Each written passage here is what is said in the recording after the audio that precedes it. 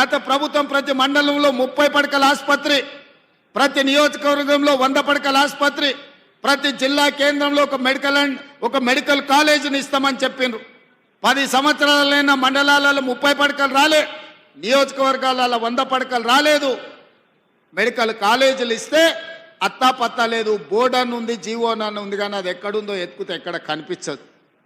అట్లాంటి అగమ్య గోచరం నుంచి విద్యాశాఖను, వైద్య శాఖను బయటికి తీసుకొచ్చి, విద్యాశాఖ స్వయంగా నేనే పర్యవేక్షిస్తూ, వైద్య ఆరోగ్య శాఖ పెద్దలు దామోదర్ రాజనరసింహ గారు పర్యవేక్షిస్తూ ఈరోజు ఈ మంచి నిర్ణయాలు తీసుకున్నాము. ఈ ప్రభుత్వం ముందుకు వెళ్తుంది. పేదలకు సేవలు అందించాలన్న లక్ష్యంతో ఈరోజు మన ప్రభుత్వం నడుస్తున్నది.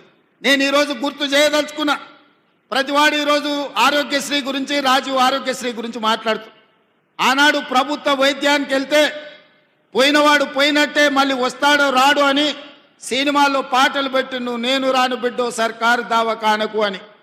అట్లాంటి పరిస్థితుల్లో డాక్టర్ వైఎస్ రాజశేఖర రెడ్డి గారు రాజీవ్ ఆరోగ్యశ్రీ తీసుకొచ్చి అపోలో, యశోద లాంటి కార్పొరేటు ఆసుపత్రుల్లో శ్రీమంతులు చేయించుకునే వైద్యాన్ని 2005-06 సంవత్సరంలో 2 లక్షల రూపాయలు ఉచితంగా రాజీవ్ ఆరోగ్యశ్రీ ద్వారా ప్రతి పేదవాడికి తండాలలో, గూడాలలో, మారుమూల పల్లెల్లో ఉండే దళితులు, ఆదివాసులు, గిరిజనులు, బలైన వర్గాలు, నిరుపేదలైన మైనారిటీలకు రాజీవ్ ఆరోగ్యశ్రీని అందించానాడు. పేదవాళ్ళను ఆదుకున్న చరిత్ర కాంగ్రెస్ పార్టీ.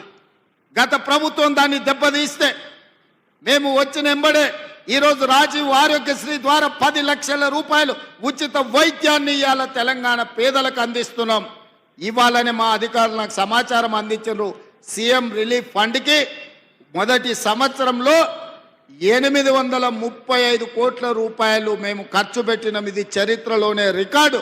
గత ప్రభుత్వం ఏ రోజు కూడా 450 కోట్ల కంటే ఎక్కువ ఖర్చు పెట్టలేదు రాజీవ్ మన సీఎం రిలీఫ్ ఫండ్లో. కానీ ఈ 11 నెలల్లో నేను ముఖ్యమంత్రిగా పేదలకు 830 కోట్ల రూపాయలు ఈరోజు సీఎం రిలీఫ్ ఫండ్ ద్వారా పేదల వైద్యానికి అందించిన అంటే ఇదందరూ మీరు అందించిన సహకారం, మీరందరూ అండగా నిలబడబట్టే ఈ గొప్ప నిర్ణయాలు మేము చెయ్యగలిగినము. అందుకే మిత్రులారా, రాజీవ్ ఆరోగ్యశ్రీ తెచ్చిన 104, 108 అంబులెన్సులు తెచ్చిన, ఎక్కడ ప్రమాదం జరిగినా మీరు ఒక్కసారి 108కు డయల్ చేస్తే మనకు అంబులెన్సులు ఏ మూలకైనా వచ్చేటట్టుగా ఏర్పాటు చేసింది ఆనాడు కాంగ్రెస్ పార్టీ. దాన్ని ఇలా కొనసాగిస్తున్నది కూడా కాంగ్రెస్ పార్టీ అన్న సంగతి నేను ఈరోజు చెప్పదలుచుకున్నా. అందుకే ఇప్పుడు చేసింది సరిపోదు, ఇంకా చేయాల్సింది ఉంది. నియామకాలే కాకుండా మౌలిక వసతులను పెంచాల్సిన అవసరం ఉంది. మాకు తెలుసు, మా విధానం చూస్తే మీకు అర్థమవుతుంది. మొదటి సంవత్సరం మేము చేసిన పనులను చూస్తే భవిష్యత్ ఏందో మీకు అర్థమవుతుంది. అందుకే ఈరోజు ఆడబిడ్డలకు ఆర్టీసీ బస్సులో ఉచిత ప్రయాణం అందించినాం. పొన్నం ప్రభాకర్ గారు నిర్వహిస్తున్న రవాణా శాఖలో ఇప్పటికీ 1,15,00,000 మంది ఆడబిడ్డలు బస్సు ఉచిత ప్రయాణాన్ని ఉపయోగించుకుంటే 3,800 కోట్ల రూపాయలు రాష్ట్ర ప్రభుత్వం ఆర్టీసీ కార్పొరేషన్కు కట్టింది. ఆడబిడ్డలు ఈరోజు ఈ రాష్ట్రంలో అమ్మగారింటికి వెళ్ళాలన్నా, ఆలయంలో అమ్మవారిని దర్శించుకోవాలన్నా ఆర్టీసీ బస్సులో అనా పైసా ఖర్చు లేకుండా ఆడబిడ్డలు ప్రయాణం చేసే అవకాశం ఈ ప్రభుత్వం ఇచ్చింది, మీ ప్రభుత్వం ఇచ్చింది. ఇంటికెళ్ళి అమ్మని అడగండి, ఆర్టీసీ బస్సులో అనా పైసా లేకుండా ప్రయాణం చేస్తుందో లేదో. ఇక్కడున్న ఆడబిడ్డలు కూడా ఈరోజు ఉద్యోగాలు వచ్చే వాళ్ళు ఆర్టీసీ బస్సు ఎక్కి ఇంటికి పోయేటప్పుడు చూడండి, ఎవరైనా మిమ్మల్ని ఒక్క పైసా అడుగుతారేమో. ఇది మా కమిట్మెంట్. ఇవాళ పేదవాళ్లకు 200 యూనిట్లు ఉచిత విద్యుత్తు, వ్యవసాయానికైనా ఉచిత విద్యుత్తు.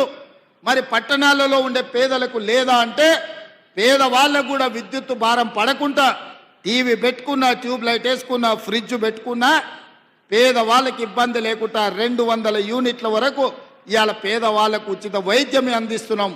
50 లక్షల కుటుంబాలు ఈరోజు 200 యూనిట్ల ఉచిత విద్యుత్తును ఈరోజు వాళ్ళకు అందుబాటులోకి వచ్చింది. 500 రూపాయలకు సిలిండర్ కూడా 50 లక్షల కుటుంబాలు ఈరోజు తెలంగాణ రాష్ట్రంలో వినియోగిస్తున్నారు.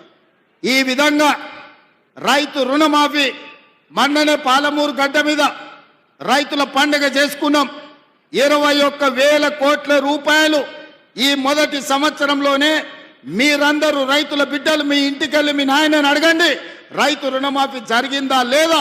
2 లక్షల లోపల రుణం ఉన్న 25 లక్షల మంది రైతులకు 21,000 కోట్ల రూపాయలు వాళ్ళ ఖాతాలో వేస్తే వాళ్ళ ఖాతాలో కాసులు గలగల అంటుంటే కొంతమంది గుండెల్లో పిడుగులు పడ్డట్టుగా ఫామ్ హౌస్లో పండుకొని బాధపడుతున్నారు.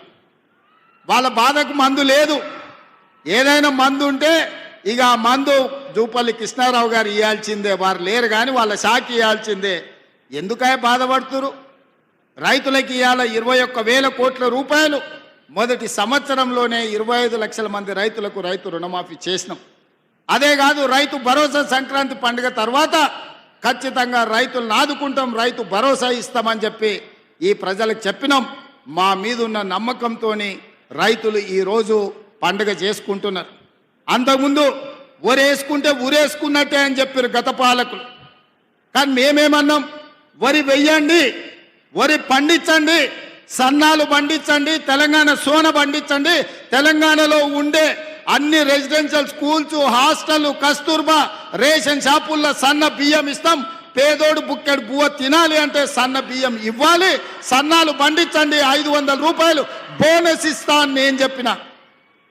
దేశంలోనే స్వతంత్రం వచ్చినప్పటి నుంచి ఏ రాష్ట్రం పండించనంత ఈ వానాకాలం 1,53,00,000 మెట్రిక్ టన్నుల వడ్లు పండించిన రాష్ట్రం ఈ దేశంలోనే తెలంగాణ ఉంది. 29 రాష్ట్రాల పంజాబ్ లాంటి రాష్ట్రం ఆంధ్రప్రదేశ్ కూడా తెలంగాణతోని పోటీ పడలేదు. 66 లక్షల ఎకరాలల్లో 1,53,00,000 వడ్లు మెట్రిక్ టన్నుల వడ్లు పండించిన చరిత్ర తెలంగాణది, తెలంగాణ రైతాంగానిది. అందుకే ఆ రైతులను ప్రోత్సహించడానికి వ్యవసాయం దండుగ కాదు, వ్యవసాయం పండుగ చేయాలి అని 500 బోనస్ రూపాయలు ఇచ్చి వాళ్ళ ఖాతాలో 5 రోజుల్లోనే బోనస్ పైసలు వేస్తున్నాం.